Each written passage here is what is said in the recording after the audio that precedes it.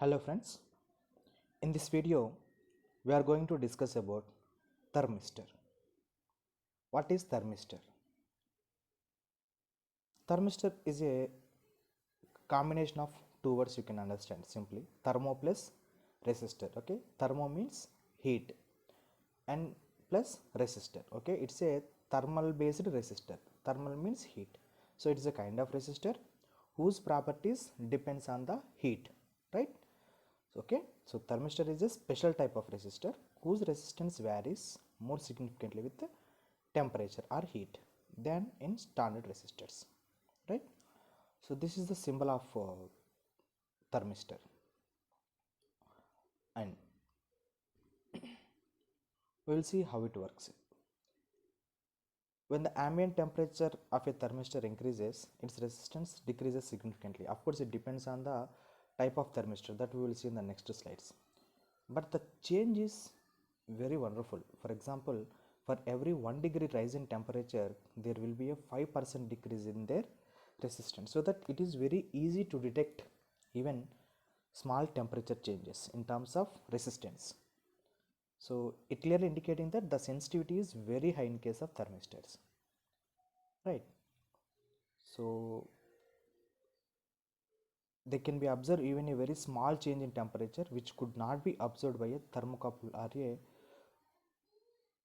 any RTD device, right?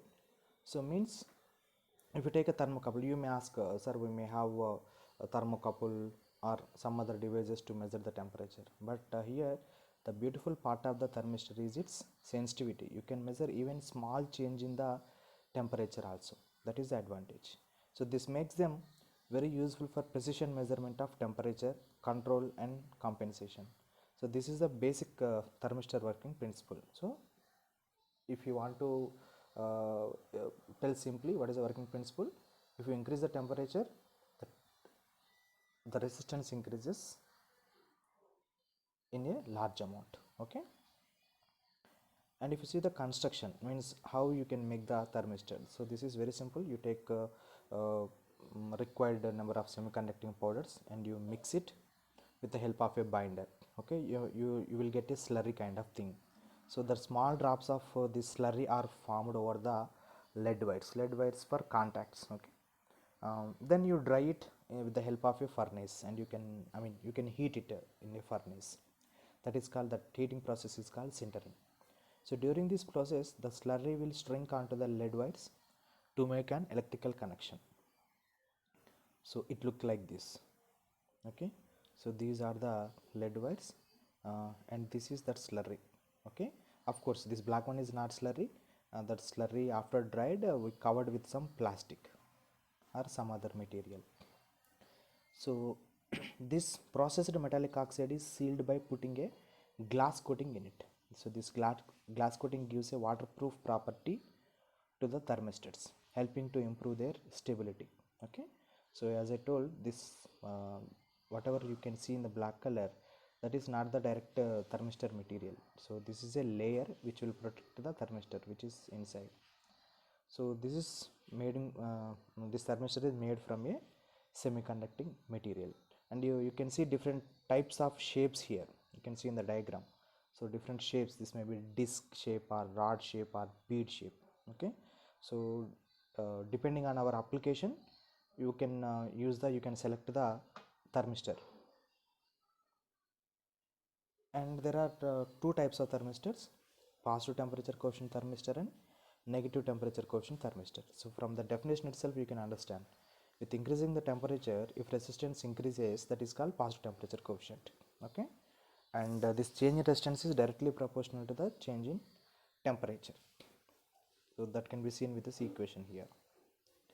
And if you see the applications, these are used in CRT displays, and these are used in the diesel engines, and most importantly these are used, positive temperature coefficients are useful in current limiting devices for circuit protection as a replacement for fuses.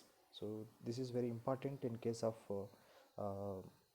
high-end electrical circuits. And next one, negative temperature coefficient. So this is this term negative indicates that with increasing temperature the resistance has to decrease. Okay, so with increasing temperature, if the resistance decreases, that is called negative temperature coefficient thermistors. So you can see from this diagram, so this is PTC, positive temperature coefficient, and this is NTC, negative temperature coefficient. So positive means with increasing temperature it has to increase up to certain point. So this is called positive temperature. Negative temperature coefficient means with increasing temperature, the resistance decreases. This is called negative temperature coefficient thermistor. And we will see applications of negative temperature coefficient. So these are very important when compared to positive temperature coefficient thermistors. These negative temperature coefficient thermistors have tremendous applications.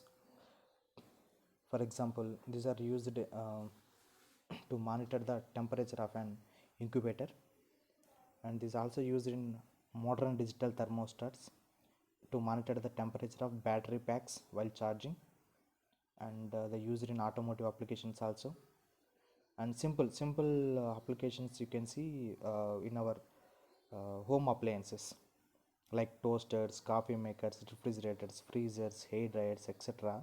all rely on thermistors for proper temperature control. Of course, there are several industrial oriented applications also, like 3D printers, and they used in low temperature measurements also, and interest current limiting devices in power supply circuits also. These negative temperature quotient can be used.